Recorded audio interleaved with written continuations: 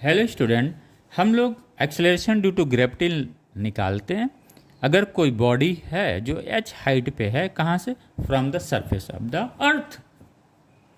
तो हमें यहाँ पे एक चीज़ बड़ा क्लियर करना है, बाइनोमियल थ्योरम का यूज़ करना और बड़ी स्मार्टली यूज़ करना है। अदरवाइज क्या होगा, आपका सवाल गलत हो जाएगा कॉन्सेप्ट क्लियर होने के बाद भी। बाइनोमियल थ्योरम क्या कहता है? 1 + x to the power n। अगर x बहुत स्मॉल है, वेरी वेरी स्मॉल, देन उसका एक्सपांशन क्या होगा? 1 + nx। इसी को हम यूज़ करेंगे और बहुत शानदार तरीके से इसे समझना। राइट, आइए बच्चों, यहाँ पे हमको पता है अगर कोई बॉडी जिसका मास स्मॉल m है, अर्थ के सरफेस पे है, तो अर्थ उस पर एक फोर्स ऑफ ग्रेविटी लगाएगा जिसकी वैल्यू कितनी होगी? mg होगी। और g क्या है? Acceleration due to gravity at the surface of the earth. ये mg हो गया। ये जो फोर्स होगा ये किसके इक्वल होगा?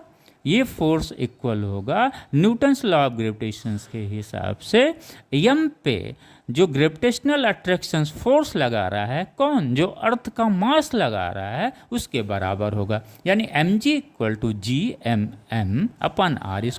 mm कैंसिल आउट हो गया, g अर्थ पे कितना मिला? Gm/r²। राइट, आइए अगर हम इस बॉडी को सरफेस के एबव h हाइट पे ले जाते हैं तो ये अर्थ का मास और उस बॉडी के मास के बीच की डिस्टेंस कितनी हो जाएगी? r + h हो जाएगा। Again Newton's law of gravitation के हिसाब से सपोज यहाँ पे g डैश एक्सेलरेशन लग रहा है, तो जब ये g डैश एक्सेलरेशन लग रहा है तो इस पर फोर्स ऑफ ग्रेविटी क्या हो जाएगा? mg डैश हो जाएगा, विच इज इक्वल टू किसका?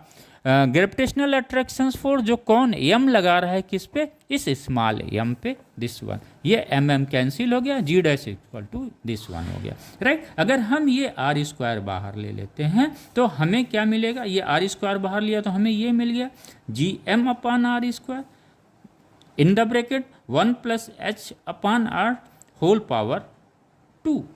ये इसकी वैल्यू कितनी है? g के बराबर है, तो ये हमने यहाँ पे g रख दिया। राइट, अब ये हमें एक्सप्रेशन मिल गया। अब हम इसको बाइनोमियल एक्सपांशन करेंगे तो हमें ये मिलेगा g dash equal to G1 - 2h/r।